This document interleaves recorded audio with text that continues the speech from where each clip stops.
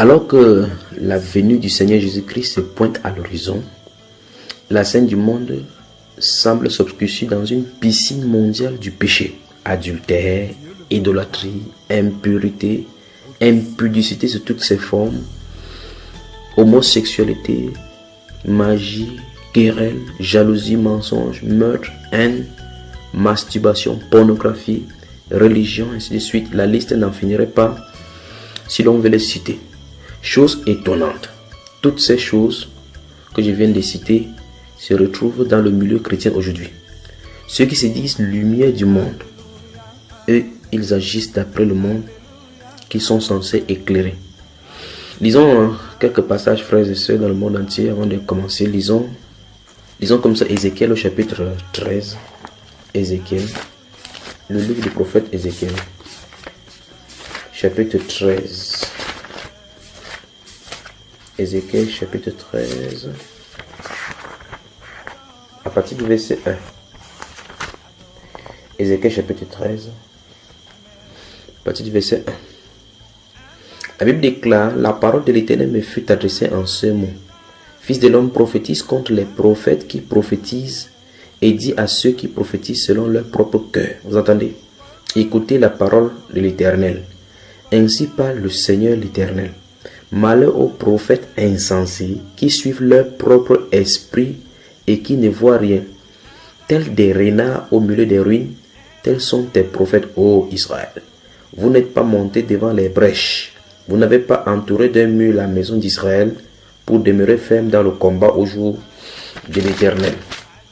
Leurs visions sont vaines et leurs oracles menteurs. Ils disent: l'Éternel a dit, et l'Éternel ne les a point envoyés. Et ils font espérer que leur parole s'accomplira. Les visions que vous avez ne sont-elles pas vaines, et les oracles que vous prononcez ne sont-ils pas menteurs? Vous dites: l'Éternel a dit, et je n'ai point parlé. C'est pourquoi ainsi parle le Seigneur l'Éternel. Parce que vous dites les choses vaines et que vos visions sont des mensonges, voici j'en veux à vous, dit le Seigneur l'Éternel. Ma main sera contre les prophètes dont les visions sont vaines et les oracles menteurs.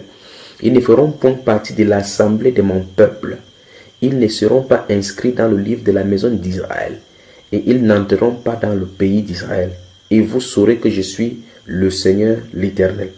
Ces choses arriveront parce qu'ils égarent mon peuple, en disant paix quand il n'y a point de paix. Et mon peuple bâtit une muraille, et eux, ils la couvrent de plâtre. Dis à ceux qui la couvrent de plâtre qu'elle s'écroulera. Une pluie violente surviendra, et vous, pierres de grêle, vous tomberez, et la tempête éclatera. Et voici la muraille s'écroule. Ne vous dira-t-on pas où est le plâtre dont vous l'avez couvert? C'est pourquoi ainsi parle le Seigneur l'Éternel. Je ferai dans ma fureur éclater la tempête. Il surviendra dans ma colère une pluie violente, et des pierres de grêle tomberont avec fureur pour détruire. J'abattrai la muraille que vous avez couverte de plâtre, je lui ferai toucher la terre et ses fondements seront mis à nu. Elle s'écroulera et vous périrez au milieu de ses ruines. Et vous saurez que je suis l'Éternel. J'assoufflerai ainsi ma fureur contre la muraille et contre ceux qui l'ont couverte de plâtre. Et je vous dirai plus de muraille. Et c'en est fait de ceux qui la replâtraient. Des prophètes, écoutez bien mes chers amis, des prophètes d'Israël qui prophétisent sur Jérusalem et qui ont sur elle des visions de paix quand il n'y a point de paix, dit le Seigneur l'Éternel. Et toi, fils de l'homme, porte tes regards sur les filles de ton peuple qui prophétisent selon leur propre cœur et prophétisent contre elles. Tu diras: ainsi parle le Seigneur l'Éternel. Malheur à ceux qui fabriquent, écoutez bien, des coussinets pour toutes les aisselles et qui font des voiles pour la tête des gens de toute taille afin de surprendre les âmes.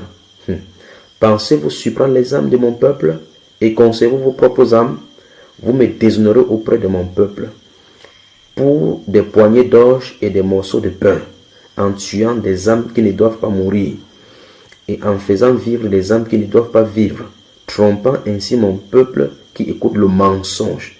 C'est pourquoi ainsi parle le Seigneur l'Éternel. Voici j'en veux à vos coussinets, par lesquels vous supprimez les âmes afin qu'elles s'envolent, et je les arracherai de vos bras, et je délivrerai les âmes que vous cherchez à surprendre afin qu'elles s'envolent. J'arracherai vos voiles, aussi vos voiles, et je délivrerai de vos mains mon peuple.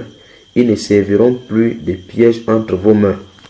Et vous saurez que je suis l'Éternel, parce que vous affligez le cœur du juste par des mensonges, quand moi-même je ne l'ai point attristé. Et parce que vous fortifiez les mains du méchant pour l'empêcher de quitter sa mauvaise voie et pour le faire vivre. Vous n'aurez plus de vaines visions et vous ne prononcerez plus d'oracles. Je délivrerai de vos mains mon peuple et vous saurez que je suis l'Éternel. Bien aimé dans le monde entier, prenez également le livre d'Ézéchiel chapitre 16, lisez les versets 1 jusqu'au dernier et voyez cela. Donc, vous savez très bien que, comme j'ai dit au départ ici, nous voulons parler de la sanctification, comme ça nous allons toucher quelques points de la sanctification, particulièrement l'extérieur des femmes. Donc une fois de plus, merci de me recevoir chez vous. Je suis content d'être là, j'espère que tu seras content jusqu'à la fin, ma soeur, mon frère pasteur. J'espère que tu diras Amen jusqu'à la fin. Donc avant de continuer, je te pose directement quelques questions comme ça à toi qui m'écoutes maintenant. Qui sais-tu? Souvenons-nous, je vais revenir encore avec cette question-ci. Qui est-ce que tu sais? Jésus te connaît-il comme son enfant? Ta vie glorifie-t-elle le Seigneur Jésus-Christ? Ou mieux, la façon dont tu es habillé plaît-elle à Jésus-Christ le Seigneur? Tes paroles sont-elles agréables à Dieu? Je pose cette question pour te titiller parce que je prépare comme ça le terrain pour te parler de la part de Jésus. Souvenons-nous de ces Ézéchiel 13 que nous avons lu. Si tu veux que les gens prophétisent ce que tu veux entendre des mensonges, je ne suis pas là pour prophétiser, je suis là pour prêcher sa parole afin de te remettre sur les rails. N'y a-t-il pas dans ta vie des choses que tu n'aimerais pas que cela soit connu en dehors des pratiques secrètes? Je me souviens de cet ami à l'université que j'ai rencontré la dernière fois. Je lui parlais, je lui prêchais l'évangile. Vous savez ce qu'il m'a raconté? Il a dit, c'est comme ça que vous parlez toujours de Dieu, vous parlez de Dieu, et ce que vous faites en secret est pire que nous. Voilà pourquoi il ne veut même pas entendre parler de ces dieux-là, parce que les gens sont hypocrites. Et vous savez quelle histoire il m'a raconté? Il m'a dit qu'il habitait au campus de l'université avec un garçon, et celui-là il est assidu dans sa dénomination. Vous savez, les chorus portent le blanc-noir dans certaines dénominations. Donc celui-là, il est rentré des cours. Comme il est sorti d'aller au cours, mon ami proprement dit, il est sorti d'aller au cours, et subitement il n'y a pas eu cours, il est rentré. Et je crois que c'est Dieu qui conduit comme ça cela pour dénoncer ses œuvres. Celui qui se dit chrétien avec qui il habite est en train de voir des films pornographiques. Il avait mis du savon avec un seau d'eau à côté. Il avait mis du film pornographique avec baissé du volume. Subitement, mon ami, celui avec qui il dort, a toqué à sa porte. Il a seulement éteint la télévision sans arrêter le DVD, ou mieux, l'appareil dans lequel se trouve le disque pornographique. Alors mon ami savait, en voyant le seau et le savon au salon, savait que quelque chose se passait. Vous savez, ils sont les mondains, ils comprennent leur affaire. Alors qu'est-ce qu'il fait? Il a duré là-bas, et l'heure à laquelle le garçon devait aller aux répétitions du choral dans son assemblée approchait. Le garçon a tourné. Quand mon ami a fait un tour par dehors, le laissant un peu libre, sachant ce qu'il faisait, le garçon a couru. Vous savez, quand vous laissez le disque jouer, il y a les décomptes, les secondes et les minutes, ça décompte. Donc mon ami a constaté dès qu'il est sorti, le garçon a enlevé le CD qui était à l'intérieur.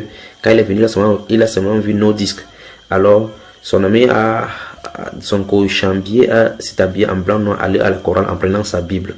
Alors par derrière, mon ami me raconte qu'il a fui, il a décidé qu'il devait voir là où le CD se trouve. Et quand il a trouvé, le CD se trouvait dans l'une de ses Bibles. Il a vu que c'est le film pornographique. Depuis ce jour, il a été dégoûté. Combien de pratiques? Et quand il va arriver dans sa chorale, il va chanter à la louange de Dieu. Et beaucoup sont comme ça dans ces milieux religieux. Et beaucoup sont comme ça dans le milieu religieux aujourd'hui. Qu'est-ce qui se passe? Beaucoup vivent dans la fornication. Beaucoup vivent dans l'adultère. Beaucoup vivent dans le mensonge, dans les iniquités. Beaucoup sont dans la masturbation. Ils ne peuvent pas s'en sortir. La pornographie. À minuit, à la télévision, c'est eux. Dans les ordinateurs, alors que quelqu'un m'écoute maintenant, tu as dans ton portable même des messages, des vidéos, des extraits de pornographie. D'autres ont encore dans leur laptop où ils ont scellé dans des dossiers cachés, codés avec des noms. D'autres ont des CD. Oh, je me souviens de cette femme-là, de ce garçon qui est venu un jour à l'assemblée. Le Saint-Esprit m'a dit, dis-lui qu'il a un CD sur lequel il a écrit une musique, alors que ce n'était pas cette musique, c'était la pornographie. Il est tombé à ses pieds, commençait à pleurer. Beaucoup sont comme ça, dans leur ordinateur, il y a de la pornographie. Ils ont scellé en changeant de nom. Mon cher frère, ma chère soeur, toi qui fais ces choses, souviens-toi, tu ne caches pas un homme, c'est ton âme qui est en jeu. C'est ton nom qui est en jeu. Efface ça maintenant, alors que tu m'écoutes maintenant. Si tu as un CD, casse-la. Si tu as l'ordinateur, efface-la maintenant. Efface, et tu vas dans la corbeille et tu effaces entièrement. Donc voilà pourquoi il te posait la question, n'y a-t-il pas dans ta vie des choses que tu n'aimerais pas que cela soit connu au dehors? Si ça ne va pas, cherche un ami, un frère en Christ ou bien une soeur en Christ pour qu'il prie pour toi, confesse tes péchés. La Bible déclare dans Jacques au chapitre 5, confessez-vous vos péchés les uns les autres afin que vous soyez guéris. Beaucoup de difficultés sont comme ça. Satan te tient lié avec ses péchés quand tu caches, tu protèges des démons dans ta vie. Donc c'est même pas l'objet de cela. On va parler de la fornication, de la pornographie dans un autre enseignement. Donc voilà également une autre soeur, je me souviens de cette soeur qui venait à l'assemblée mariée mais divorcée parce que son mari avait constaté des égarements de conduite. Ça c'est avant qu'elle vienne en Christ. Alors qu'est-ce qu'elle faisait? Elle s'est masturbée, elle était lesbienne, elle touchait les petits enfants. Oh, quand on prêchait, quand la puissance du Saint-Esprit est là, alors vous voyez une femme s'était tombée à genoux devant le Seigneur, pleurait amèrement, et maintenant le Seigneur Jésus a changé sa vie parce que elle avait ça caché jusqu'à ce que le Saint-Esprit vienne dévoiler. On n'a pas besoin que le Saint-Esprit vienne chaque fois pour nous dévoiler nos péchés. Nous savons très bien, nous avons la conscience, donc nous savons que nous péchons. Donc mon cher ami, ma chère soeur que tu m'écoutes maintenant, si tu as un péché que tu caches dans ta vie, confesse. Si tu es dans le voyage et tu trompes ta femme souvent, si tu fais mieux d'arrêter maintenant au nom de Jésus. Oh toi pasteur qui m'écoute maintenant alors que tu dragues des fidèles, tu couches avec des femmes, tu ferais mieux d'arrêter maintenant avant que le jugement ne tombe sur toi. Et toi petite fille qui part en chorale et que tu passes le temps dans le petit amétisme en croyant que tu pars pour le répéter pour Dieu. Le Saint-Esprit te commande maintenant de te repentir publiquement au nom de Jésus-Christ de Nazareth. Toi qui couches avec le pasteur, tu couches avec des pasteurs et tu t'en réjouis parce que le pasteur est ton petit ami. Tu es sur la voie de la perdition. Au nom de Jésus-Christ, tu es sur la voie de perdition. Répands-toi. Donc, enfin, je te pose donc cette dernière question. Depuis tu entends les messages sur la venue du Seigneur Jésus-Christ, depuis longtemps, crois-tu que s'il arrivait maintenant, alors que tu m'écoutes maintenant, tu partiras dans l'enlèvement avec lui? Réponds sincèrement. Ne permets pas à quiconque, fût-il quelqu'un qui prêche le feu sort, qui prie, l'eau disparaît, de te ravir la vedette, de te séduire, car ne te trompe pas. Ton âme a du prix aux yeux de Dieu et Satan veut sa destruction. Sa destination finale, soit l'enfer, soit le paradis. Vérifie maintenant si ta vie est en règle avec Dieu alors que tu m'écoutes maintenant. Ne dors pas.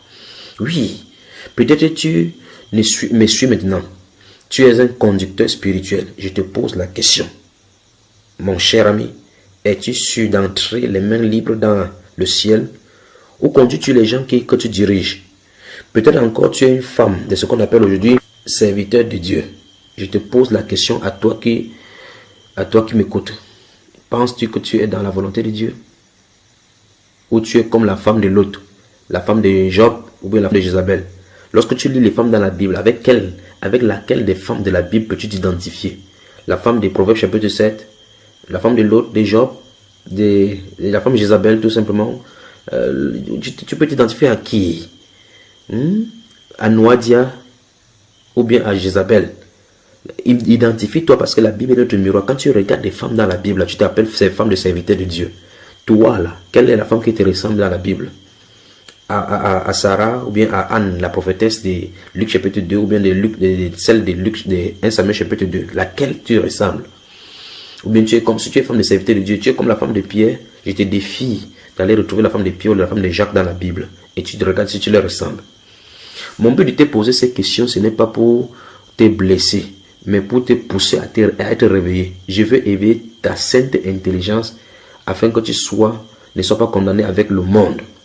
Oui, je veux éveiller ta sainte intelligence. Je recommence encore afin que tu ne sois pas condamné avec le monde. Amen. Donc, toi qui m'écoutes maintenant, ton accoutrement, c'est-à-dire que ta façon de t'habiller, as-tu déjà demandé si cela plaisait à Dieu? T'es-tu déjà demandé pourquoi les hommes t'approchent trop quand tu t'habilles de la sorte?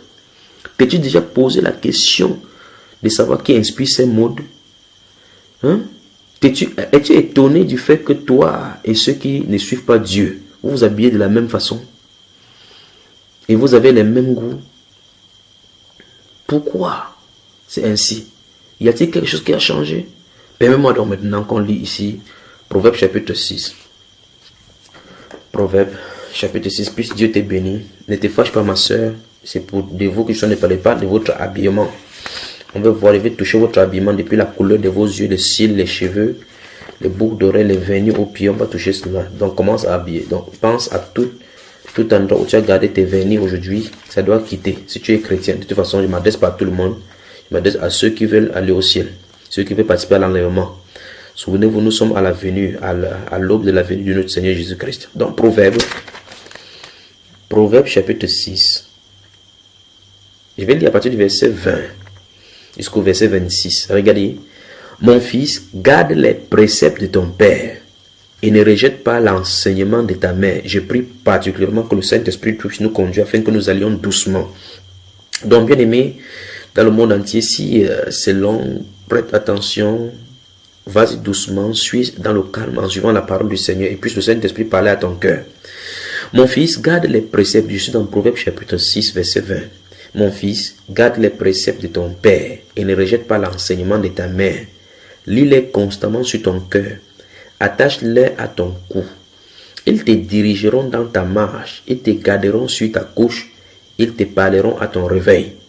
Car le précepte est une lampe et l'enseignement une lumière. Et les avertissements de la correction sont le chemin de la vie.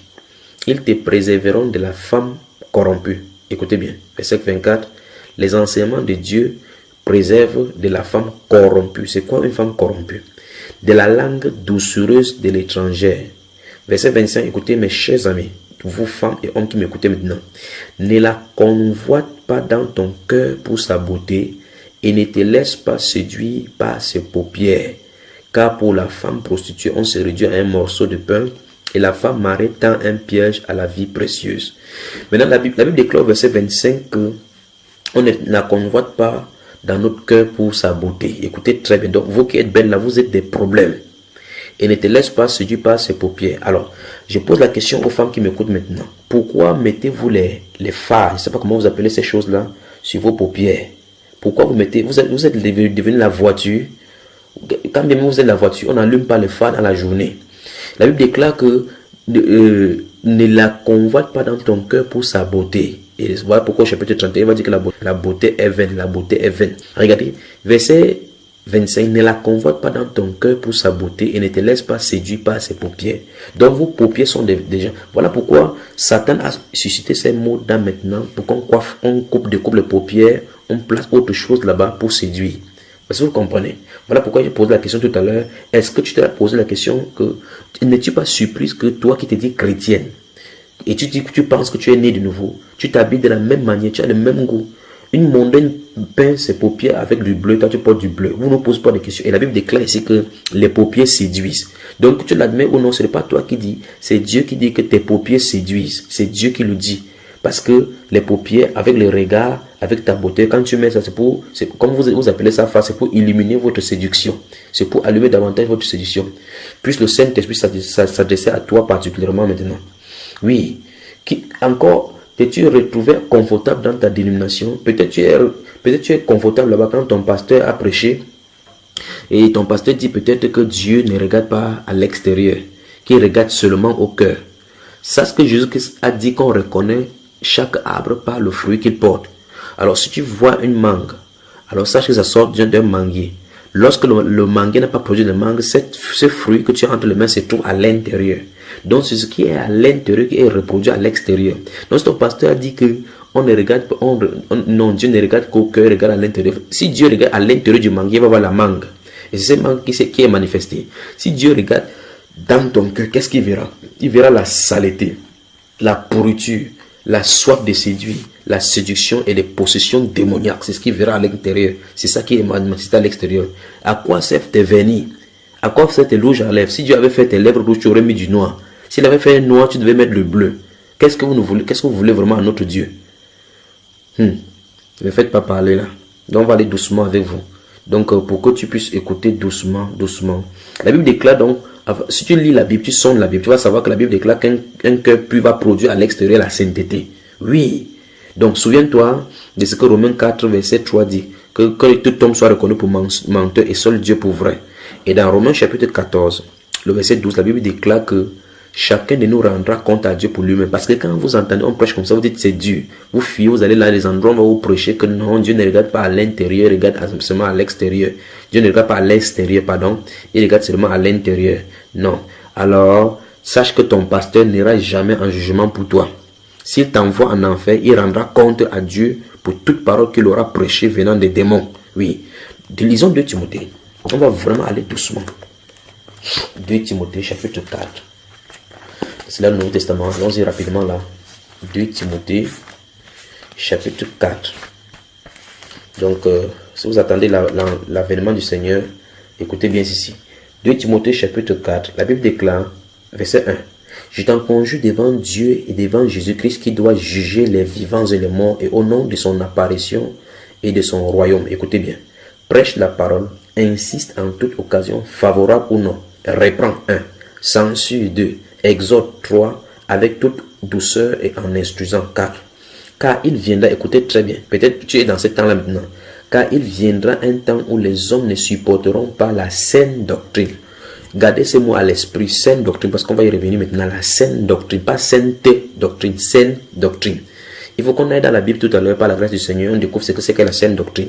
On dit donc que les hommes ne supporteront pas, le moment va arriver, ils ne vont pas supporter la saine doctrine.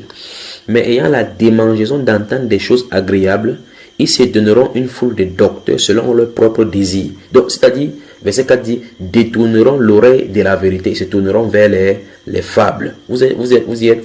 Dans la Bible déclare donc qu'il y a des gens, au moment où on va arriver sur la terre où les gens vont se détourner de où ils ne vont pas supporter la vérité. Donc, on va prêcher la vérité, ils ne vont pas supporter parce qu'ils n'aiment pas la saine doctrine. Mais qu'est-ce qu'ils vont faire? Ils vont se tourner vers les docteurs, les faux docteurs qui vont introduire des choses pernicieuses, les docteurs qui vont prêcher selon leurs désirs. C'est-à-dire qu'il va prêcher ce qu'ils aiment. Non, on ne doit pas faire comme ça, mes chers amis, on ne doit pas faire comme ça. Donc, mes chers frères et sœurs, par la grâce du Seigneur, j'aimerais vous parler de la sanctification. Et dans cette première partie, je vais parler de la sanctification dans votre comportement extérieur, c'est-à-dire votre habillement. Et selon que le Seigneur lui-même va diriger, nous allons continuer des différentes parties. En effet, il y a vraiment une sanctification extérieure que nous devons faire avant de rencontrer le Seigneur Jésus-Christ au rassemblement. Prenons un exemple pour que je vous montre cela dans le type. Vous savez, l'Ancien Testament, c'est l'ombre. On peut quand même voir quelque chose dans l'ombre comme ça. Voyons, allons dans l'Ancien Testament, parce que quand il parle comme ça, vous pensez qu'on est en train d'inventer, qu'on est en train de rentrer sous la loi. Vous devez savoir que la grâce est plus terrible que la loi. Quand vous dites, on est sous la grâce, on n'est plus sous la loi. Exode, chapitre 19. Chapitre 19. Chapitre 19. Lisons à partir du verset 1. Le 3e mois après leur sortie du pays d'Égypte, nous sommes dans Exode chapitre 19. Je vais vous montrer que avant que on se rassemble avec Dieu, chaque fois qu'on veut se rassembler avec lui, pour qu'il nous enlève, il faut qu'il y ait une sanctification. Et particulièrement une sanctification à l'extérieur, parce que la sanctification à l'extérieur, ce qui est à l'extérieur, c'est un produit de ce qui est à l'intérieur. Le 3e mois après leur sortie du pays d'Égypte, les enfants d'Israël arrivaient ce jour-là au désert de Sinaï. Étant partis de Rephidim, ils arrivaient au désert de Sinaï et ils campaient dans le désert. Israël campa là vis-à-vis de la montagne. Moïse monta vers Dieu et l'Éternel l'appela du haut de la montagne en disant, tu parleras ainsi à la maison de Jacob et tu diras aux enfants d'Israël, vous avez vu ce que j'ai fait à l'Égypte et comment je vous ai porté sur les ailes d'aigle et amené vers moi. Maintenant, si vous écoutez ma voix et si vous gardez mon alliance, vous m'appartiendrez entre tous les peuples, car toute la terre est à moi. Vous serez pour moi un royaume de sacrificateurs, une nation sainte. Voilà, cette parole-là est encore reprise dans 1 Pierre chapitre 2 verset 9. Vous vous souvenez et vous restez ça chaque fois. Voilà les paroles que tu diras aux enfants d'Israël. Moïse vint appeler les anciens du peuple et il mit devant eux toutes ces paroles comme l'Éternel le lui avait ordonné. Le peuple tout entier répondit, nous ferons tout ce que l'Éternel a dit. Moïse rapporta les paroles du peuple à l'Éternel. C'est toujours comme ça, ils sont chauds pour répondre sans savoir ce qui les attend. Et l'Éternel dit à Moïse, voici je viendrai vers toi dans une épaisse nuée, afin que le peuple entende quand je te parlerai et qu'il ait toujours confiance en toi. Moïse rapporta les paroles du peuple à l'Éternel. Écoutez très bien. Et l'Éternel dit à Moïse, va vers le peuple, sanctifie-les aujourd'hui et demain qu'ils lavent leurs vêtements. Vous avez entendu? Une sanctification extérieure. Vous me demandez, vous dites, Dieu ne regarde pas à l'extérieur. Pourquoi le même Dieu qui dit dans ce livre de Nombres là, qui ne regarde pas à l'extérieur, bien dans ce livre de Samuel, Dieu regarde au cœur, pas à l'extérieur, l'homme considère ce qui est à l'extérieur. Mais voici Dieu qui dit clairement qu'on lave les vêtements.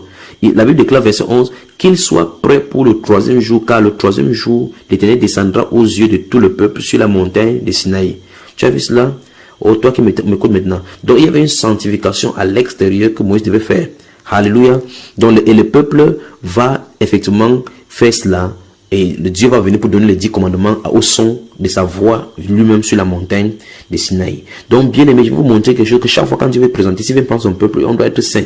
On va voir tout cela dans le Nouveau Testament. Je vais seulement vous montrer un type que quand il y a une sanctification à l'extérieur, sanctification, c'est-à-dire le nettoyage que nous devons faire. Donc, si tu désires, bien aimé, écouter d'autres messages et prendre d'autres messages, tu peux nous consulter. Contacte-nous sur Skype. Notre Skype, c'est Junior 3. Junior, c'est J-U-N-H-I-O-R-S et le chiffre 3. Junior, le pseudo Skype, c'est Junior, je recommence. Junior, J-U-N-H-I-O-R-S, puis le chiffre 3. Sur Yahoo Messenger également, c'est Junior, le même Junior, cette fois-ci sans le chiffre 3. Yahoo Messenger, Junior, J-U-N-H-I-O-R-S. Et vous envoyez un mail, on va vous répondre sur Junior, de la même façon, junior@yahoo.fr. Vous pouvez également contacter par téléphone au plus 237 qui est l'indicatif du Cameroun. Plus 237 99 30 32 48 94 01 94 40 le 75 87 41 21 75 63 08 86 le 33 13 91 00. Je recommence encore les numéros 99 30 32 48. Voilà le premier numéro. Deuxième numéro 94 01 94 40. Troisième numéro 75 87 41 21. Quatrième numéro 75 63 08 86. Cinquième numéro enfin 33 13 91 00. N'oubliez pas également qu'il y a le compte YouTube. Vous allez sur YouTube, la chaîne YouTube, vous pouvez avoir d'autres enseignements selon que Dieu vous dispose. Allez seulement sur YouTube et tapez Bamba Iba. Bamba Iba, Bamba tel que vous entendez, B-A-M-B-A. Et puis vous mettez l'espace, vous tapez Iba, I-B-A. Donc Bamba Iba sur YouTube, vous tapez Bamba Iba, vous tapez recherche, ça va vous sortir de la liste des enseignements que vous pouvez avoir à votre disposition. Donc, bien aimé, entrons dans le vif maintenant de cet enseignement. Donc, souvenez-vous que je m'adresse comme ça à ceux qui attendent Jésus-Christ. Si tu ne l'attends pas, c'est ton problème. Il viendra quand même. Comme la Bible l'a dit dans 2 Pierre au chapitre 3, que beaucoup de personnes vont se moquer ou en disant que depuis que les pères sont morts, le monde demeure ainsi. Ou ils peuvent aller dans la réalité. Si quelqu'un dit que Jésus ne vient pas, c'est son problème. D'autres disent qu'il est venu en 1914, c'est encore le problème. Donc, si tu attends la venue de Jésus, ou si tu désires participer à l'enlèvement de l'épouse de Christ, laisse-moi te dire d'abord cette chose. 1. Aucun pécheur ne sera enlevé. C'est la première chose que tu dois savoir. 2. Aucune personne vivant dans le péché, fût-il apôtre, prophète, etc., archbishop, general overseer, ne sera enlevé. 3. Le standard pour tous ceux qui seront enlevés, c'est une vie victorieuse sur le péché. C'est-à-dire que une vie où le péché est totalement absent. Si on lit dans le livre d'Éphésiens chapitre 5, la Bible parle là-bas de sans tache, ni ride, ni rien de semblable. Imaginez très bien. On parle de l'épouse de Christ là-bas. Et dans Philippiens chapitre 2, versets 14 à 16, allons lire cela. Philippiens, le livre de Philippiens, bien aimé dans le monde entier. Donc c'est pour cela que je dis Philippiens, tout juste après le livre d'Éphésiens. Philippiens le chapitre 2, le verset 14. À partir du verset 14, la Bible déclare: faites toutes choses sans murmure ni hésitation, afin que vous soyez, écoutez bien le mot maintenant, premier mot, afin que vous soyez irréprochables et purs. Vous entendez ça? Soulignez irréprochable et pur. Il dit, afin que vous soyez irréprochables et purs, des enfants de Dieu irrépréhensibles. Soulignez irrépréhensibles. Remarquez bien, au milieu d'une génération perverse et corrompue, parmi laquelle vous brillez comme des flambeaux dans le monde. Vous avez vu? Donc on met en contraste comme ça la vraie vie chrétienne par rapport à la vie des gens des ténèbres. Et la Bible déclare dans ce livre de 1 Jean chapitre 2, 1 Jean chapitre 1, que si nous disons que nous demeurons à lui, que nous marchons dans les ténèbres, qu'en Dieu il n'y a point de ténèbres. Lui il est lumière. Donc si nous mentons comme ça, là, la vérité n'est point à nous. Donc la Bible déclare, verset 14 encore, faites toutes choses sans murmure ni hésitation, afin que vous soyez irréprochables et purs. Irréprochables et purs. Des enfants de Dieu irrépréhensibles, c'est terrible. Au milieu d'une génération perverse et corrompue, parmi laquelle vous brillez comme des flambeaux dans le monde. Écoutez, verset 16. portant la parole de vie, et je pourrai me glorifier au jour de Christ, de n'avoir pas couru en vain, ni travaillé en vain. Écoutez bien. L'apôtre Paul le dit clairement, il met le standard au don. C'est le standard ici. Le standard, c'est irrépréhensible, irréprochable, pur. Vous voyez, c'est ça le standard de l'évangile. Donc je te pose la question, alors que tu m'écoutes maintenant. Y a-t-il un péché sur lequel tu te bats pour arrêter? Alors sache que s'il y a enlèvement maintenant, tu ne partiras pas, mon ami. Peut-être que les apôtres de Satan t'ont enseigné qu'aucun homme ne peut vivre sur cette terre sans péché. C'est du diable. C'est du diable ça, mon ami. Sors de ce Guantanamo chrétien. Sors de ce Guantanamo chrétien maintenant. Et recherche Dieu avec ceux qui l'invoquent dans la pureté, dans la sanctification des vies. Oui, les gens dont la vie est entièrement et totalement crucifiée dans ce monde et qui vivent par le Saint-Esprit. Oui, souvenons-nous de ceci, vous qui m'écoutez maintenant. Dieu ne nous a pas prescrit de se battre avec le péché, ni contre le péché. Non, non, non, non, non. Tu dois être délivré. Tu dois être délivré. La Bible utilise le mot affranchi. Voilà pourquoi le Seigneur Jésus a dit, vous connaîtrez la vérité vous affranchira. Dans Jean chapitre 8, il parlait du péché. Il dit, si vous ne croyez pas ce que je suis, vous mourrez dans vos péchés. Si le Fils vous affranchit, vous serez réellement libre. Les disciples, les pharisiens ont commencé à leur dire, ne fils point esclave des personnes. Il dit que mais celui qui est esclave du péché, dans Jean chapitre 8, remarquez très bien quand Jésus conversait avec ces pharisiens, qu'est-ce qu'ils vont dire à Jésus? Ils vont dire, il lui répondit, nous sommes la postérité d'Abraham, et Jean chapitre 8, verset 33. Il lui répondit, nous sommes la postérité d'Abraham et nous ne fûmes jamais esclaves des personnes. Comment dis-tu, vous deviendrez libre? Vous voyez, Dieu veut qu'on soit libre. En vérité, je vous le dis, leur répliqua Jésus, quiconque, écoutez bien, quiconque se livre au péché est esclave du péché. Donc, jusqu'à ne parler de la liberté face au péché. Voilà pourquoi il est venu, mes chers amis. Jésus, notre Seigneur, est la solution du péché. Or, ce que je dis, ce n'est pas la connaissance du fait que Jésus est venu payer le péché. Ça doit être vrai pour vous. Si ce n'est pas vrai pour vous, mes chers amis, allez à la croix. C'est simple. Verset 35. Or, l'esclave ne demeure pas toujours dans la maison, le fils y demeure toujours. Verset 36. Si donc, écoutez bien, c'est une conséquence de ce qui venait de suivre. Si donc le fils vous affranchit, vous serez réellement libre. Vous avez entendu? Donc, il faut qu'on soit affranchi du péché. Il faut qu'on soit affranchi du péché. Voilà pourquoi j'ai dit tout à l'heure que peut-être on vous a enseigné en disant qu'il y a personne qui vit sans péché. Si un apôtre de Satan t'a enseigné et tu as absorbé ces choses-là, il veut te dire clairement là que vous, toi et lui, vous n'irez pas dans l'enlèvement. Dieu, c'est irréprochable, pur. La Bible déclame dans le livre de Pierre, soyez saints dans toutes vos conduites. Je ne sais pas si dans la sainteté il y a un peu de péché. Donc, à toi de répondre à cela. Donc, ok, souviens-toi de ce qu'il est posé comme question. Dieu dit que c'est les gens dont la vie est entièrement et totalement crucifiée dans ce monde et qui vivent par le Saint-Esprit. Ce sont ceux-là. Je suis d'accord avec toi du fait que tu te poses la question, ceux-là, les gens qui vivent comme ça, ils sont où? Je sais qu'ils sont je sais qu'ils sont très rares, très rares, mais ils sont quand même là. Prie Dieu de te conduire vers eux. Amen. Lisons quelques paroles standards pour ceux qui seront enlevés avant de revenir. Souvenez-nous, vous qui m'écoutez, si tu viens de prendre écoute, nous parlons de la sanctification extérieure, particulièrement de la femme. La sanctification extérieure. On va toucher quelques points selon que le Saint-Esprit va nous guider. On va toucher les points selon qu'il va nous guider. Donc, lisons quelques paroles standards pour ceux qui seront enlevés. On y reviendra certainement dans un autre enseignement ou bien dans les parties de cette série sur la sanctification. Souvenons-nous, c'est la première partie de cette série. Ça sera au moins 7 enseignements comme ça. Donc, lisons Jean chapitre...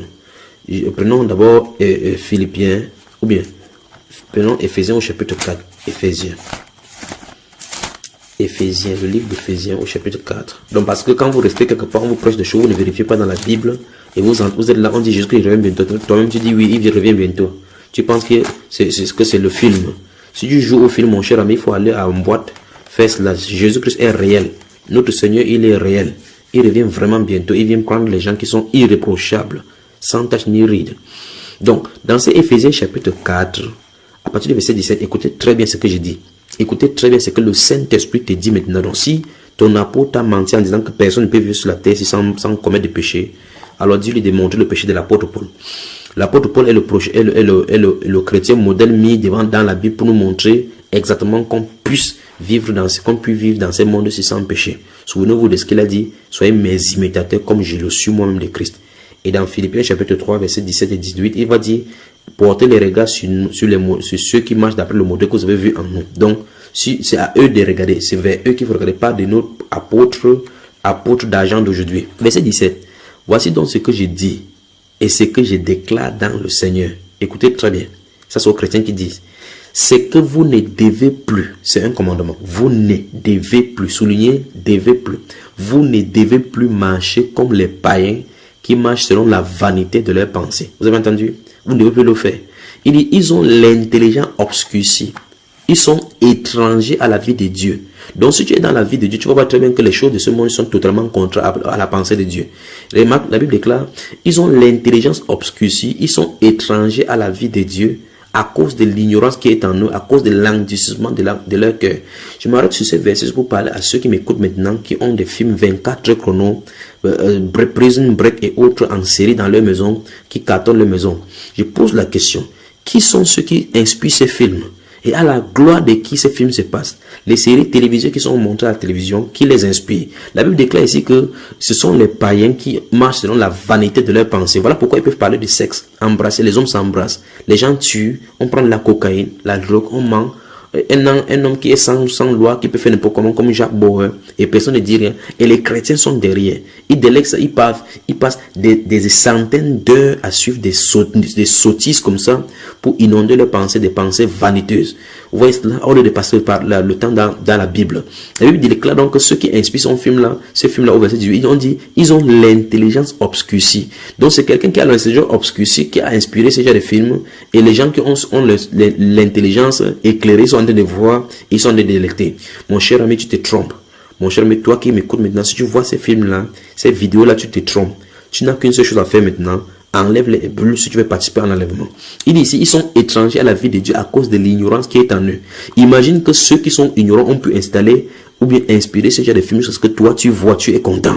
Tu vois la sueur coule jusqu'à tu dis que quand ça finit, tu dis, oh, le bon Dieu ne dure jamais longtemps. Toi, femme, qui t'aimais chaque soir à la télévision et qui parcourt toutes les chaînes pour voir des chaînes de télévision pour les beautés des femmes, des chaînes de maquillage et des séries télévisées, que sais-je encore.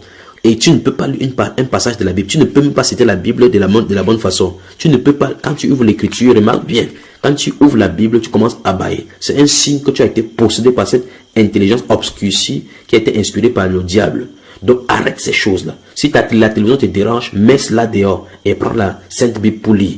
Oh, que Dieu vous pardonne. Donc voici le premier passage. J'ai dit, je vais vous donner seulement quelques passages. On va revenir en profondeur lorsqu'on va arriver sur des séries de cet enseignement-ci. Voilà le premier passage. Verset 17 du chapitre 4 d'Éphésiens dit, voici donc ce que j'ai dit et ce que je déclare dans le Seigneur. Donc si tu te trouves dans le Seigneur, je m'adresse pas à tout le monde. Je m'adresse comme l'apôtre Paul dit, c'est ceux qui sont dans le Seigneur. Vous qui êtes dans le Seigneur, vous ne devez plus marcher comme les païens qui marchent selon la vanité de leurs pensées. La Bible déclare qu'ils ont l'intelligence obscurcie.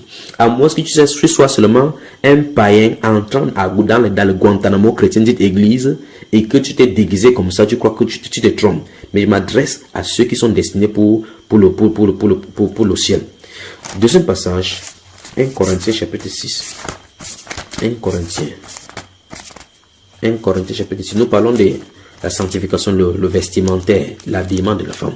On arrive, j'avance doucement. Donc 1 Corinthiens chapitre 6, verset 9 à 10 dit quoi?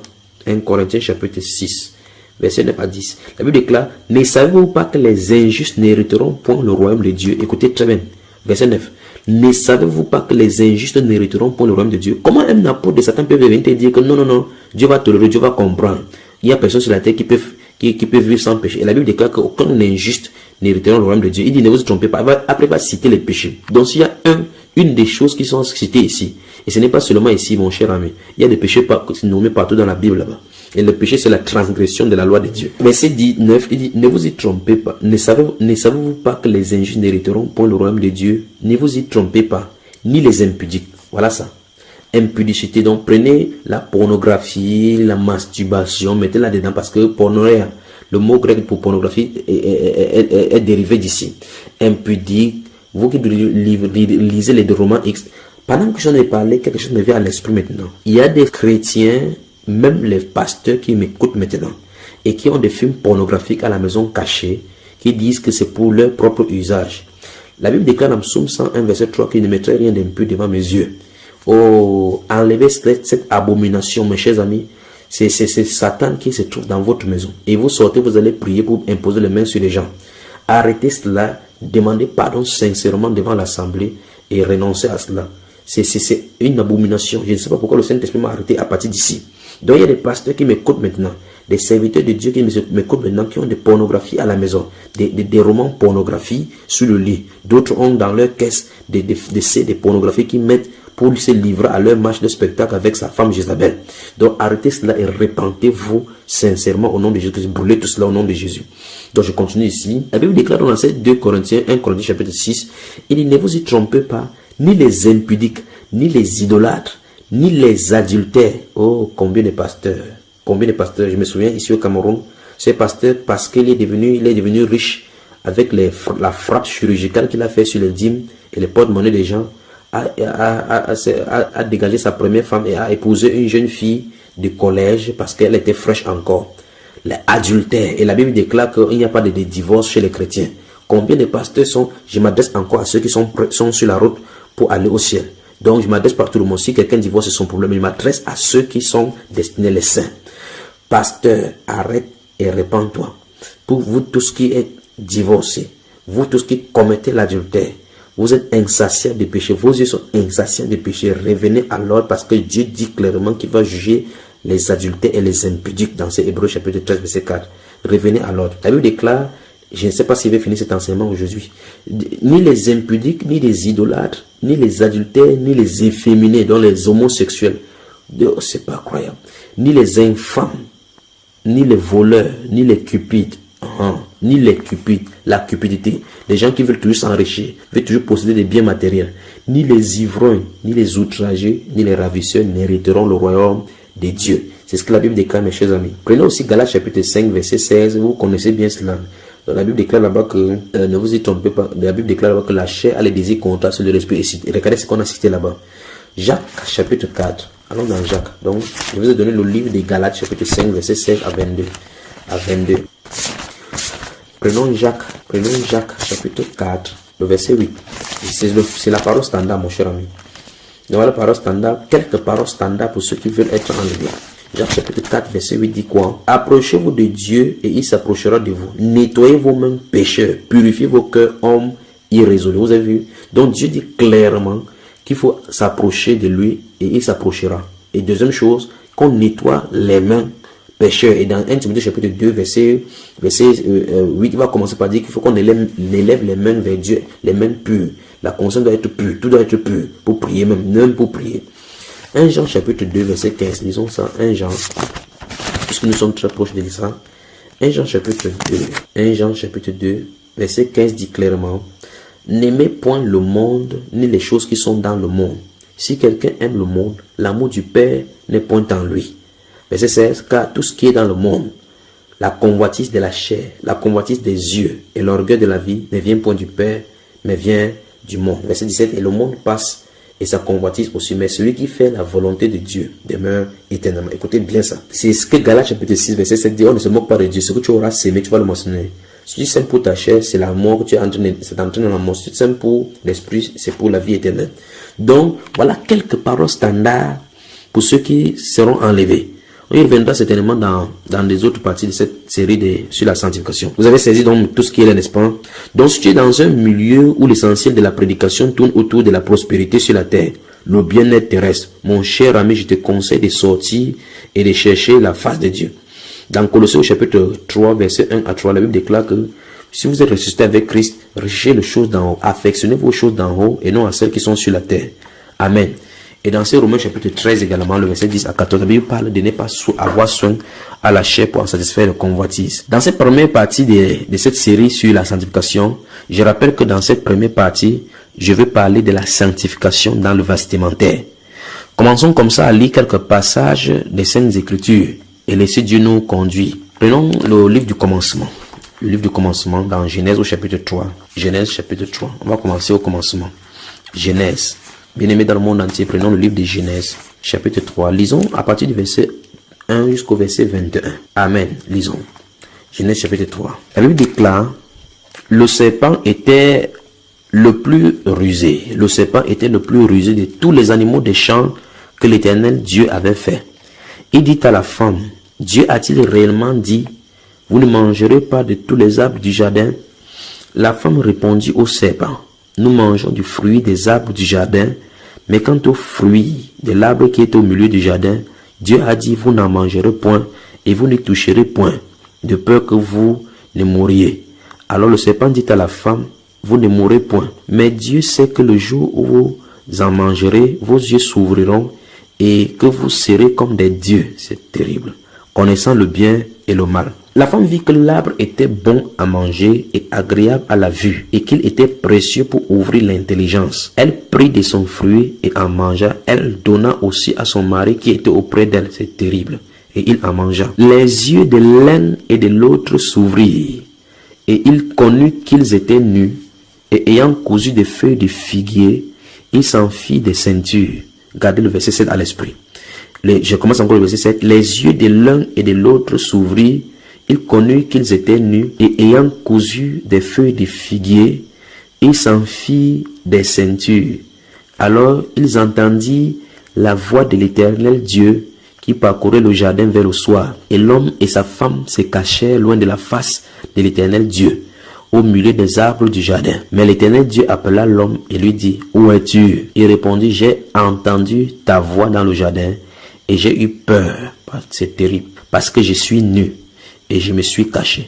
Regardez le verset 10 également. Et l'Éternel Dieu dit, qui t'a appris que tu es nu? Verset 11, regardez également ceci. Est-ce que tu as mangé de l'arbre dont je t'avais défendu de manger? L'homme répondit, la femme que tu as mise auprès de moi m'a donné de l'arbre et j'en ai mangé. C'est ça. Et l'Éternel Dieu dit à la femme, pourquoi as-tu fait cela? La femme répondit, le serpent m'a séduite et j'en ai mangé. C'est grave.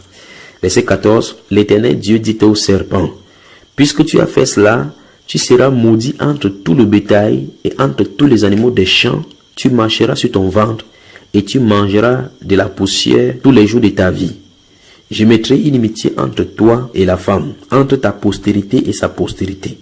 Celle-ci t'écrasera la tête et tu lui blesseras le talon. Il dit à la femme, j'augmenterai la souffrance de tes grossesses.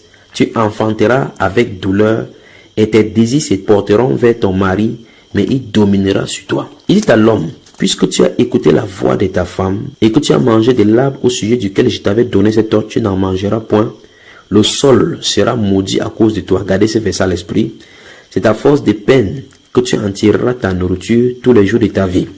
Il te produira des épines et des ronces, et tu mangeras de l'herbe des champs. C'est à la sueur de ton front que tu mangeras du pain, jusqu'à ce que tu retournes dans la terre d'où tu as été pris. Car tu es poussière et tu retourneras dans la poussière. Verset 20. Adam donna à sa femme le nom d'Ève, car elle a été la mère de tous les vivants. Verset 21. L'Éternel Dieu fit à Adam et à sa femme des habits de peau et il les en revêtit. Souligné habits de peau. Verset 21. L'Éternel Dieu fit à Adam et à sa femme des habits de peau et il les en revêtit. Amen. Donc, nous avons pris dans notre Genèse, chapitre 3, verset 1 à 21. Ce n'est pas la question de la sémence du serpent ou bien du péché originel qui se passe ici pour le moment. Vous pouvez consulter cela sur le site, sur la chaîne YouTube Bamba Ibatel que j'ai donné à l'introduction aujourd'hui. Mais entrons dans les conséquences et c'est ce que nous avons à voir aujourd'hui par rapport à la sanctification à l'extérieur. Bon, maintenant, qu'est-ce qu'on va en tirer? Qu'est-ce qu'on va en tirer par rapport à ces genèses?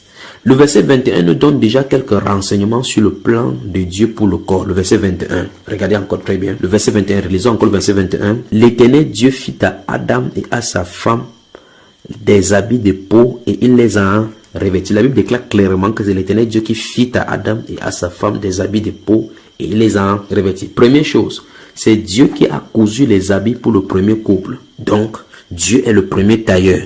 Donc s'il y a n'importe quoi, c'est chez lui que nous devons demander les modèles de nos habits, nos coutures, nos façons de nous habiller. Donc c'est lui qui est le modèle. Souvenez-vous de ceci. C'est Dieu qui est le premier tailleur. C'est Dieu qui est le premier tailleur. Ceci veut dire directement que si nous voulons voir le modèle à porter, c'est de lui qu'il faut se référer. Amen. En fait, pour ceux qui aiment Dieu. Donc je recommence encore. Je ne m'adresse pas à tout le monde, je m'adresse à ceux qui veulent marcher d'après Dieu. Remarquez que l'homme a essayé de se couvrir sans y parvenir. Il a cousu le premier string. Donc, le premier string a été fait par l'homme. Regardez encore bien cela. Regardez bien. Observez votre Bible. Nous sommes ici. Regardez, verset 7. Vous y êtes, verset 7. Les yeux de l'un et de l'autre s'ouvrirent. Ils connurent qu'ils étaient nus et ayant cousu des feuilles de figuier, ils s'enfirent des ceintures. Donc, le premier string est fait par l'homme. Vous voyez, imaginez un peu ce string, comment il devait ressembler, comment il devait être ridicule pour couvrir la partie qui a péché. Regardez bien comment il est ridicule.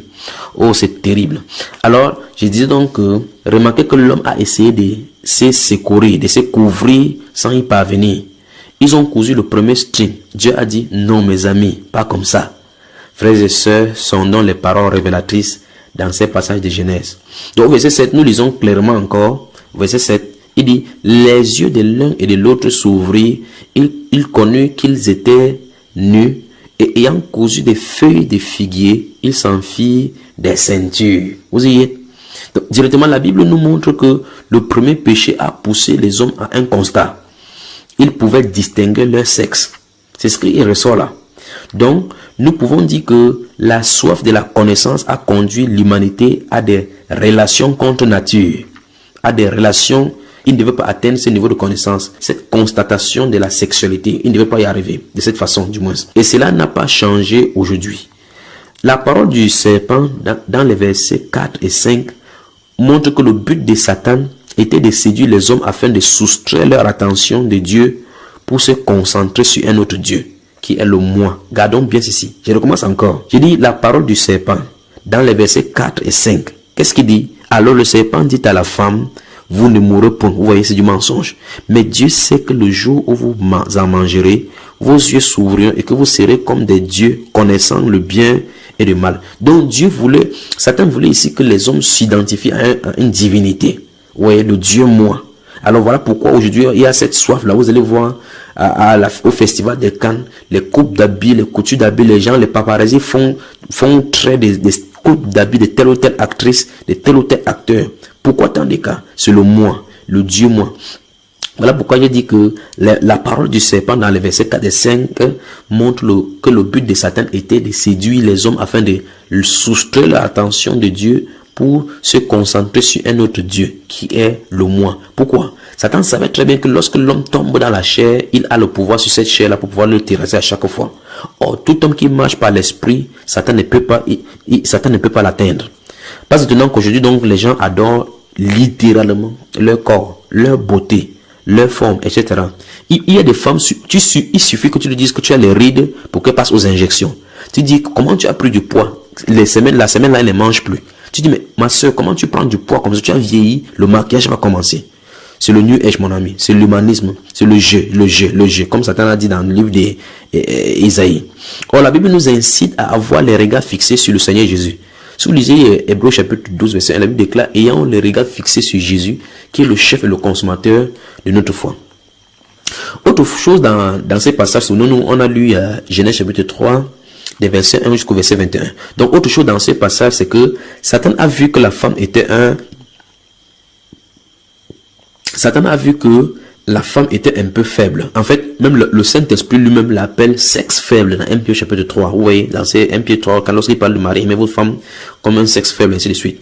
Donc, Satan est donc passé par la femme pour faire tomber l'humanité. C'est grave, c'est terrible. Voici pourquoi, ma soeur, je vais insister sur ton cas aujourd'hui, pour que tu ne sois pas agent de Satan. Je recommence encore. Satan est passé par la femme pour faire tomber l'humanité. Et nous devons savoir que Dieu et Satan ont des principes d'agissement qui ne changent pas. Je vais prendre un exemple pour que vous compreniez ce que je veux dire, parce qu'il ne faut pas que vous compreniez mal ce que je suis en train de dire. Je dis, Satan et Dieu ont des principes d'agissement qui ne changent pas. Donc, leur façon de faire ne change pas dès le départ. Par exemple, pour Dieu, du côté de Dieu, par exemple, après que l'homme a péché, il a immolé un animal innocent pour couvrir le péché. Abel va faire de même. Qu'est-ce qui va se passer? Et petit à petit, on le verra plus tard manifester en Jésus comme l'agneau de Dieu qui ôte le péché du monde, comme il est écrit dans Jean chapitre 2. De même, Satan qui est passé par la femme la première fois, cherchera à passer par les femmes dans la suite. Oui, n'est-ce pas? Dans la suite. Et c'est évident, il n'est pas un créateur. Donc il ne peut pas créer un chemin, il ne peut pas changer, il va seulement changer les tactiques, mais il va utiliser les mêmes règles. Voilà pourquoi il va utiliser les femmes comme la femme de Job. Souvenez-vous de la femme de Job qui mangeait à la table de Dieu, mais qui plus tard va venir dire maudit Dieu et Dieu. Imaginez une femme en train de dire à son mari qui souffre, maudit Dieu et meurt. Imaginez comment Satan est passé derrière la femme de l'autre. Imaginez Hérodia, vous vous souvenez d'Hérodia, celle qui a dansé, celle qui a demandé la tête de Jean-Baptiste. Imaginez Milka, la fille de Saül. Comment elle a fait pour tous. Imaginez la femme de Potiphar. Comment elle a fait. Elle voulait faire qu'on tue le prophète Joseph. Imaginez alors Jézabel. Imaginez Délida. Et cette femme des Juges chapitre 19. Lisons ce Juges chapitre 19. Quelques passages d'abord. Commençons là-bas. Et voyez, c'est une femme terrible dans la Bible. Quand j'ai lu cela, c'est terrible, mes chers amis. C'est terrible. Donc, je vais seulement les prenez ce Juges, lisez le chapitre 19 jusqu'au dernier. Donc, je ne lirai pas entièrement, mais je vais seulement vous lire. Donc, c'est l'histoire de cette femme qui commence du chapitre 19 jusqu'au chapitre 21 des Juges. Mais c'est terrible. Donc, je prends cela pour vous montrer quelque chose. Je vais seulement lire un temps, soit peu, quelques passages. Regardez bien. Verset chapitre 19 des Juges. Dans ce temps où il n'y avait point de roi en Israël, un Lévite qui séjournait à l'extrémité de la montagne d'Éphraïm prit pour sa concubine une femme de Bethléem de Juda. Cette femme, si son nom n'est pas nommé, une femme de Bethléem de Bethléem de Juda. Sa concubine lui fit infidélité. Et elle le quitta pour aller dans la maison de son père à Bethléem de Juda, où elle resta l'espace de 4 mois. Son mari s'éleva et alla vers elle pour parler à son cœur et la ramener. Il avait avec lui son serviteur et 2 ans. Elle le fit entrer dans la maison de son père, et quand le père de la jeune femme le vit, il le reçut avec joie. Suivez bien l'histoire de cette femme-ci. Cette femme-ci, par son infidélité, le départ dit clairement qu'elle était infidèle. Le simple fait qu'elle sera infidèle, l'histoire de cet homme qui vient le chercher, va pousser à la guerre civile, et 150 000 personnes seront tuées à cause de cette femme-ci, y compris elle. Donc, comment imaginez, je vous dis, la femme, c'est une bombe à défragmentation entre les mains de Satan. C'est une arme de destruction massive, dont la frappe chirurgicale tue les incrédules, tue les insensés, comme dans ces Proverbes chapitre 7, la Bible déclare. Donc, vous, les femmes qui m'écoutez, prenez bien votre place. Voilà pourquoi le Saint-Esprit m'envoie vers vous pour vous parler aujourd'hui. Si vous êtes encore brune, votre cas est grave. Si vous êtes une blonde, c'est terrible. Si vous avez les yeux bleus et les yeux verts, c'est grave encore. C'est terrible, je vous dis. Donc, en cette fin de temps, et comme depuis les siècles, Satan utilisera toujours les femmes. Alors, mesdames, écoutez-moi très attentivement.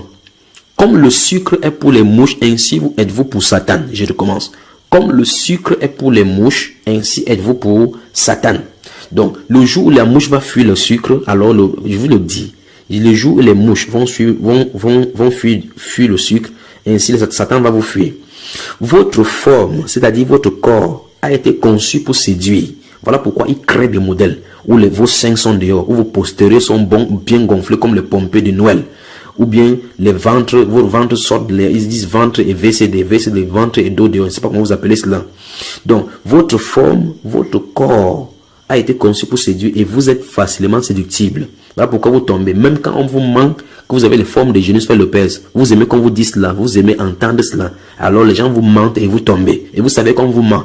Tu as vraiment le nez qui est vraiment aplati comme le mont Kilimanjaro. Mais on te dit que ton nez est pointu comme pour un célèbre acteur. Alors comme tu es content d'entendre cela, tu tombes. Donc on vous séduit facilement et vous séduisez aussi. Donc c'est pourquoi vous êtes une proie pour Satan. C'est-à-dire que Satan sait que si elle vous attrape, vous allez le faire. C'est un peu comme la télévision. Satan peut rester à distance, communiquer dans chacune des maisons. Chacune des maisons, les péchés qu'il voudra, sans envoyer des démons par là-bas, sans envoyer les démons souffrir. Il reste seulement devant l'image, il imprègne cela dans les pensées des gens, pas des images subliminales. Vous voyez cela, n'est-ce pas? Voilà pourquoi ils font tout et tout pour imprégner l'image des acteurs, du magnétisme. Voilà pourquoi vous voyez l'idolâtrie des acteurs. Vous allez, par rapport au football, vous allez voir les gens avec les images des Eto'o, des Ronaldo dans leur maison, parce que les images ont été travaillées. Le magnétisme est travaillé pour captiver la conscience des gens. Et les gens sont traités comme ça dans le monde de ténèbres avec les images subliminales. Prenez seulement vos enfants. Je crois que dans les enseignements, on en a parlé par l'éducation des enfants, par les parents, le rôle des parents. Regardez comment les enfants qui voient le Tintin, regardez comment ils réagissent en journée, comment ils réagissent en nuit. Suivez et observez. Les images subliminales, les démons entrent dans leurs pensées. Ainsi également vous aussi. C'est pour ça qu'il dit, vous êtes une proie pour Satan. Avec vous, et particulièrement, où vous êtes belle brune, ou bien blonde même. Oui, si vous ne croyez pas, il n'y a pas de problème. Lisons la Bible. Lisons la Bible. Si vous ne me croyez pas, allons dans la Bible. C'est la Bible qui nous donne la référence. Donc pendant qu'on y est, prenez également le livre d'Ésaïe chapitre 3. Lisez là-bas ce que Satan a fait avec ses filles-là. Proverbe chapitre 7. Proverbe chapitre 7. Je vais lire Proverbe chapitre 7. Proverbe chapitre 7. Verset 1.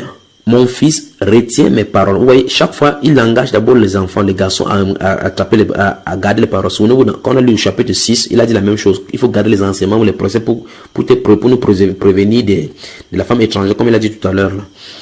Proverbe chapitre 7, verset 1. Mon fils, retiens mes paroles et garde avec toi mes préceptes. Observe mes préceptes et tu vivras.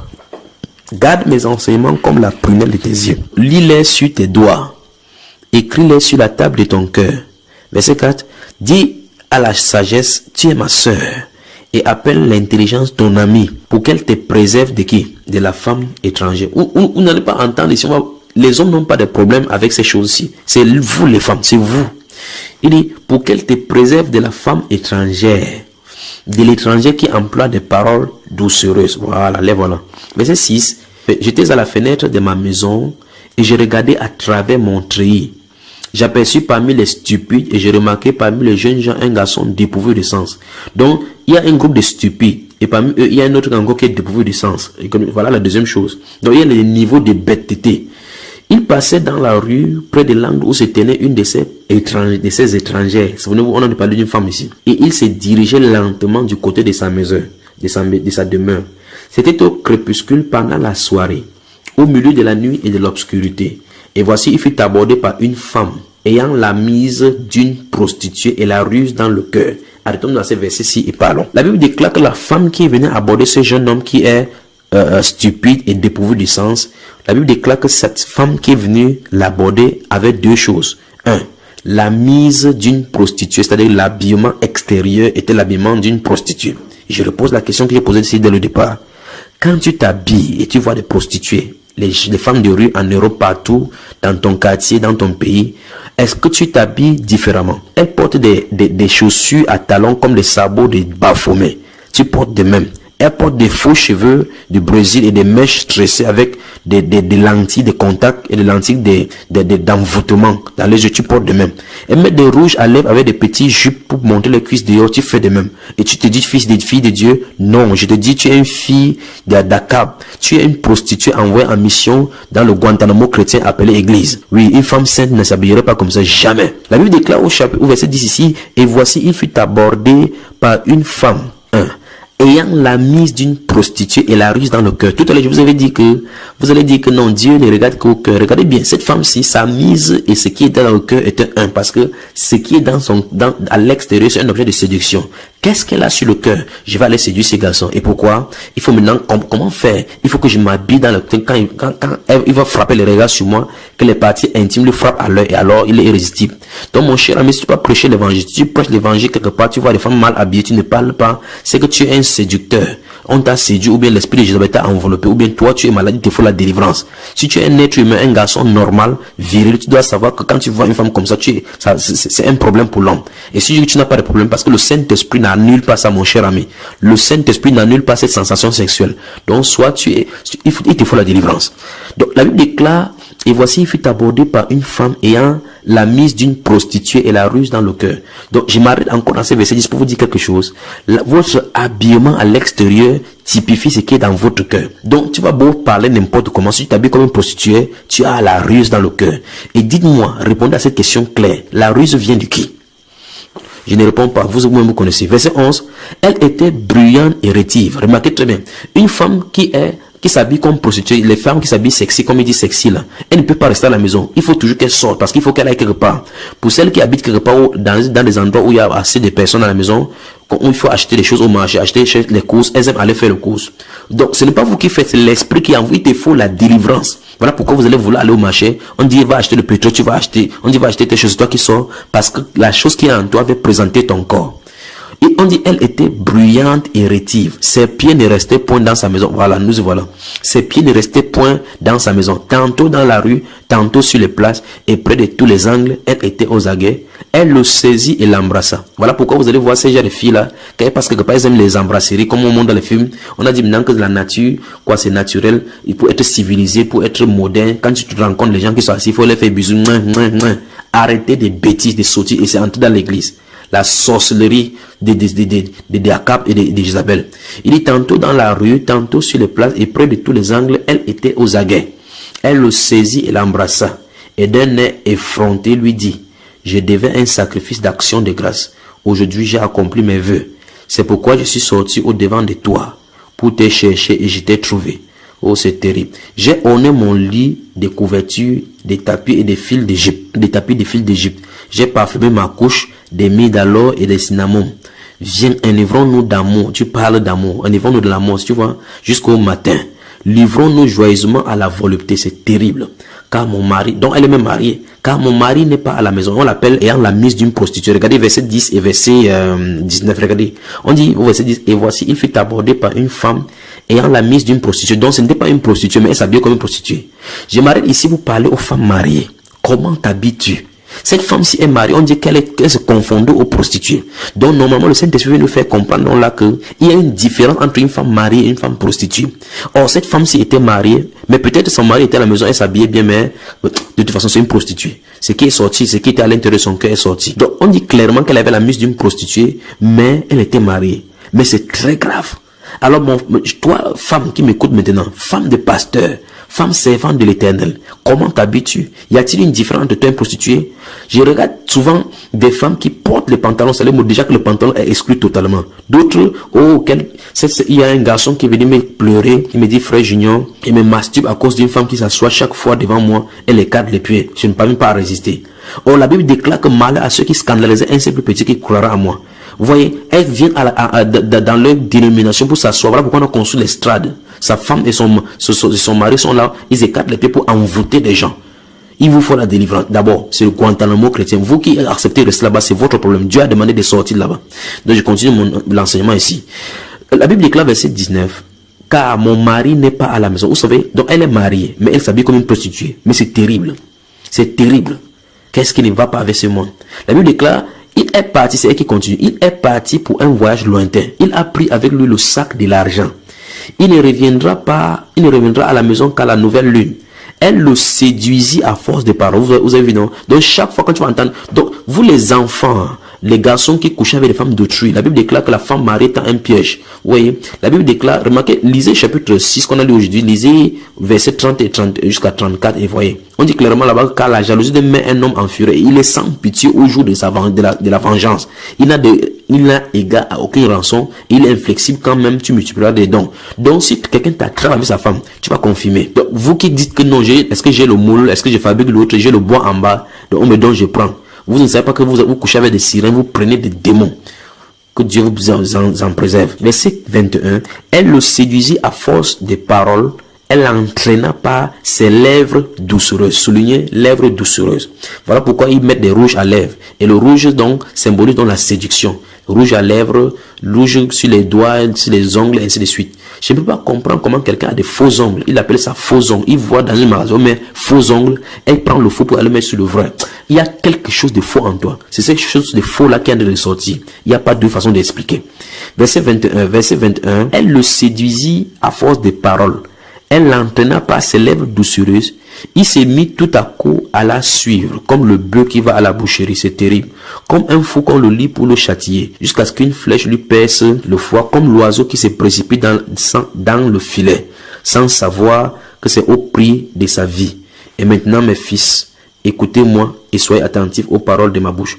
Oh, combien de femmes j'ai rencontrées, des femmes de pasteurs, dont des jeunes filles sont venues pour prendre conseil à leur mari et subitement ils se sont trouvés dans le lit de leur mari. Combien de fois ont été gâtés comme ça? Combien de pasteurs ont gâté des mariages des femmes? Quel est ce pasteur dans mon pays qui allait chez une femme disant que son mari n'était pas là, il a dit qu'il va prier en utilisant l'huile pour mettre dans la partie intime dans la nuit? Quelle abomination on retrouve dans l'église aujourd'hui.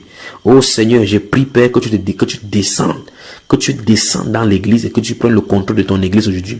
Oui, tu as dit tu bâtiras ton église. Les êtres humains se sont bâtis eux-mêmes leur empire, mais l'heure est arrivée où tu vas bâtir ton église à toi-même. Que ton nom seul soit glorifié. Donc, voilà ce Proverbe chapitre 7. Remarquez très bien ce qui est écrit. Directement, la Bible nous montre que le premier péché a poussé les hommes à un constat. Ils pouvaient distinguer les deux sexes. C'est ce que j'ai dit. Vous voyez?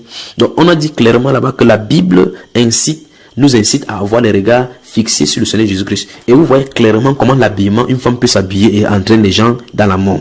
Est-ce que vous comprenez? Vous me comprenez, n'est-ce pas? Voilà. On va revenir dans ce livre de Proverbes particulièrement. Amen. La seule façon pour ne pas être utilisé, c'est de venir à la parole, mes sœurs. La seule façon, il n'y a pas deux façons. Donc tu ne peux pas contrôler ça. Déjà même que tu es possédé sans savoir. Le simple fait même que tu vas au marché, tu prends un habit qui semble être l'habit de ta petite sœur, tu portes ton ventre et montre que tu es possédé. Le simple fait que tu vas, tu choisis, il y a des chaussures basses, des basses chaussures. Tu portes ce qui va soulever ton mollet pour faire basculer tes bassins pour pouvoir envoûter des visages des gens quand tu traverses, ça montre que tu es possédé. Le simple fait que tu peux prendre une jupe, tu ne mesures pas, ça ne touche pas ton talon, tu veux mettre là où il y a les cuisses et remarquer très bien pour vous donner une indication que vous êtes possédé. Si vous vous asseyez quelque part, vous avez votre sac, vous mettez sur votre jupe pour fermer votre cuisse, ça montre que vous êtes possédé. Parce que le geste que vous allez faire montre que vous aurez dû porter votre jupe jusqu'en bas. Est-ce que vous me saisissez? C'est-à-dire que si vous asseyez quelque part avec votre jupe, pour montrer que le niveau de votre jupe n'est pas en règle, vous asseyez en face de quelqu'un. Si vous avez un écharpe ou bien un foulard, vous jetez sur votre pied, votre genou pour couvrir votre genou. Ça montre que quelque chose en vous en train de témoigner que votre jupe n'est pas conforme. Votre habillement n'est pas conforme. Voilà pourquoi. Si vous avez du mal à vous baisser pour ramasser quelque chose qui tombe, parce que les choses que vous avez sur vous c'est un témoignage que vous êtes possédé. Donc mes chers amis, si vous vous fâchez maintenant, fâchez-vous, il n'y a pas de problème. Donc la seule façon pour toi, pour ne pas être utilisé par Satan, c'est de venir à la parole. Amen. La parole de Dieu. Revenons donc dans la Genèse. Qu'est-ce que le verset 21 dit? Genèse chapitre 3. Genèse chapitre 3. Que Dieu vous bénisse, vous qui m'écoutez partout ici dans cette assemblée et partout dans le monde entier. Pourquoi vous me regardez comme ça? Qu'est-ce que je vous ai fait? Il n'y a pas de problème. Alléluia. Genèse chapitre 3, verset 21. Donc, le verset 21 dans la version crampon dit: Yahweh Dieu fit à Adam et à sa femme des tuniques de peau et les en revêtit. Amen. C'est ce que le verset 21 dans la version l'abbé crampon dit. Or, dans ce verset 21 de lui, second, la Bible déclare: l'Éternel Dieu fit à Adam et à sa femme des habits de peau et les en revêtit. Tout à l'heure, je vous ai demandé de souligner les habits. Lorsque nous voyons dans lui, second, habits, on ne voit pas l'impact. Mais lisons encore crampon. Crampon dit: Yahweh Dieu fit à Adam et à sa femme des tuniques. Le mot qui est traduit dans lui second par habit est rendu dans lui second dans crampon et dans d'autres versions par tunique. Or, vous savez très bien qu'on n'a pas besoin de donner la définition de tunique. Maintenant, comparez donc le string que Adam a fait pour lui et sa femme à la tunique. Donc, Dieu a voulu couvrir totalement l'homme et la femme, alors que Adam a voulu couvrir la partie qui a péché. Les parties qui ont péché. Vous voyez? Donc, qu'est-ce que ça veut dire? C'est quand même frappant de savoir que dans la Bible, quand l'homme a péché pour la première fois, il s'est rendu compte qu'il était nu. Mais en cette fin de temps, on n'est pas conscient. Lisons Apocalypse. Allons-y quelque part avant de revenir. Lisons Apocalypse chapitre 3. Regardez. Donc, vous voyez, il y a deux styles de nudité là maintenant. Un de ceux, je vais parler de cette nudité. De cette nudité. Donc, dans la Genèse, il y a une nudité. À la fin, le premier livre a la nudité. Le dernier livre a la nudité.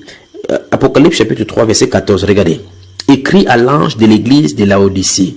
Apocalypse chapitre 3, verset 14 et suivant. Écrit à l'ange de l'église de Laodicée. Voici ce que dit l'Amen, le témoin fidèle et le véritable, le commencement de la création de Dieu. Je connais tes œuvres. Je sais que tu n'es ni froid ni bouillant. Puisses-tu être froid ou bouillant? Ainsi, parce que tu es tiède et que tu n'es ni froid ni bouillant, je te vomirai de ma bouche. Parce que tu dis: je suis riche, je me suis enrichi et je n'ai besoin de rien. Et parce que tu ne sais pas, écoutez, parce que tu ne sais pas que tu es malheureux, misérable, pauvre, aveugle et nu. Je m'arrête là-bas. Sans entrer dans les détails spirituels de l'implication par rapport à l'âge de l'église de Laodicée, qu'une chose est certaine. L'église de notre époque, puisque c'est la 7e église, est nue, mais elle ignore. Vous y êtes? Ok, maintenant. Dans Genèse chapitre 3, nous venons lire que l'homme s'est rendu compte qu'elle était nue. Elles ont cherché à s'habiller. Maintenant, nous voici, nous sommes nus, nous ne savons même pas. Donc, c'est très grave. Donc, les gens étaient nus dans la Genèse. Dieu les avait revêtus de la sainteté. Donc, ils n'étaient même pas conscients de leur nudité. Et cette nudité-là, à ce moment-là, c'était gardé par Dieu. Aujourd'hui, maintenant, lorsque ça a été dévoilé, les gens marchent même dans nus, ils ne savent même pas qu'ils sont nus. Qu'est-ce qui ne va pas? Frère, n'est-ce pas frappant que Adam et Ève soient à deux et Dieu couvre leur nudité? Aujourd'hui, à la plage, à la télévision, Malibu, Hollywood, Hawaï, en bordure de mer, à la piscine, on voit, qu'est-ce qu'on voit? Vous voyez, c'est le ventre, le dos et les seins à qui veut aller en enfer. Vous voyez, quelqu'un vient vous envelopper avec le sein devant vous comme ça, vous ne pouvez même pas respirer. Que Dieu nous vienne vraiment en aide dans cette génération perdue, adultère, corrompue et perverse. Pas étonnant que notre Seigneur avait déjà prophétisé qu'avant sa venue, l'iniquité devrait s'accroître. Et par conséquent, l'amour du plus grand nombre devrait se refroidir. Vous voyez? Donc, pose-toi la question. Suis-je de ceux qui ont l'amour de la vérité pour être sauvés ou dans le grand nombre qui va aller à la perdition? Oui, tu dois répondre à cette question. Jésus avait dit également que l'âge est spacieux et la voie qui mène à la perdition. Et beaucoup y vont. Donc, en fait, il n'y a que deux voies. Et là où tu m'écoutes maintenant, tu es à 100% sur l'une des deux voies. Que tu l'admettes ou pas, il n'y a pas une autre voie en dehors de ces deux voies-là. Amen. Donc, dans 2 Corinthiens chapitre 5, verset 1 à 4, 2 Corinthiens, verset 4, regardez bien, il parlait des nudités tout à l'heure. Regardez, nous savons, à partir du verset 1 jusqu'au verset 4, nous savons en effet que si cette tente où nous habitons sur la terre est détruite, nous avons dans le ciel un édifice qui est l'ouvrage de Dieu, une demeure éternelle qui n'a pas été faite de main d'homme. Aussi nous gémissons dans cette tente, désirant revêtir notre domicile céleste. Si du moins nous sommes trouvés vêtus et non pas nus. Vous avez entendu? Si du moins nous sommes trouvés vêtus et non pas nus. Car tandis que nous sommes dans cette tente, nous gémissons accablés parce que nous voulons non pas nous dépouiller, mais nous revêtir, afin que ce qui est mortel soit englouti par la vie. C'est vrai que ici on parle particulièrement de ce qu'il a donné dans Romains chapitre 13, en disant qu'on soit revêtu du Seigneur Jésus-Christ. Mais nous voyons déjà l'image de la nudité. Il dit, nous devons être vêtus. Vous voyez? Or, ceux de Laodicée ne connaissent pas cela.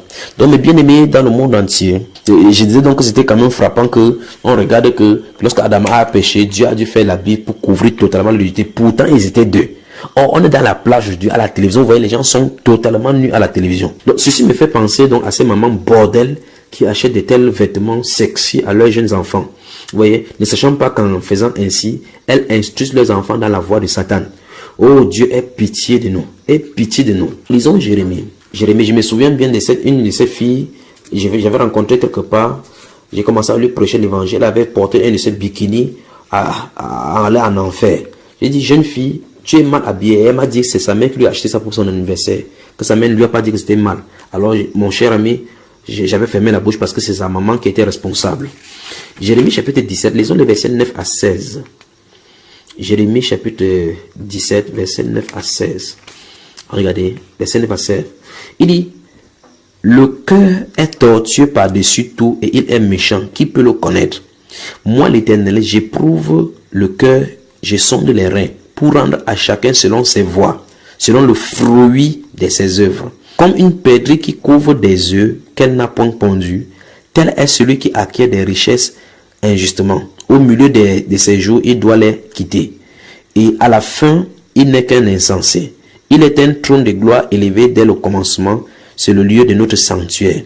Toi qui es l'espérance d'Israël, ô Éternel, tous ceux qui t'abandonnent seront confondus. Ceux qui se détournent de moi seront inscrits sur la terre, car ils abandonnent la source d'eau vive, l'Éternel. Verset 14. Guéris-moi, Éternel, et je serai guéri. Sauve-moi, et je serai sauvé, car tu es ma gloire. Voici, ils me disent, où est la parole de l'Éternel? Qu'elle s'accomplisse donc. Verset 16. Et moi, pour t'obéir, je n'ai pas refusé d'être pasteur. Je n'ai pas non plus désiré le jour de malheur, tu le sais. Ce qui est sorti de mes lèvres a été découvert devant toi. Qu'est-ce que la Bible a de nous faire pour comprendre ici? Regardez très bien que les pasteurs doivent dire ce qu'il faut dire. Ils doivent dire que dans les cœurs des gens, il y a des voix tortueuses. Quand quelqu'un dit que je ne trouve pas de mal à cela, Dieu ne demande pas si tu oui ou non tu dois trouver le mal à cela. C'est lui qui connaît parce que c'est lui qui sonde le cœur. Si Dieu sonde ton cœur maintenant, toi femme, toi qui achètes ces bikinis à tes enfants, Quand tu accouches tes enfants, tu vas au marché, tu commences à acheter des vêtements sexuels à une petite fille, des chaînettes aux pieds. Vous attachez les têtes de mamie Ouattara déjà sur ses cheveux alors qu'elle est petite. Qui vous a ordonné tout cela? Qu'est-ce qui est dans votre cœur? Vous commencez à infester, à évangéliser votre petite fille avec les esprits des jézabélistes, dont les petits jézabélons. Donc vous êtes... Non, je ne parle pas. Vous qui prêchez donc que Dieu regarde seulement au cœur. Et toi qui écoutes de ces abominations venant du diable, Dieu a fait à ce que tu tombes sur cet enseignement. Toi aussi qui enseignes cela.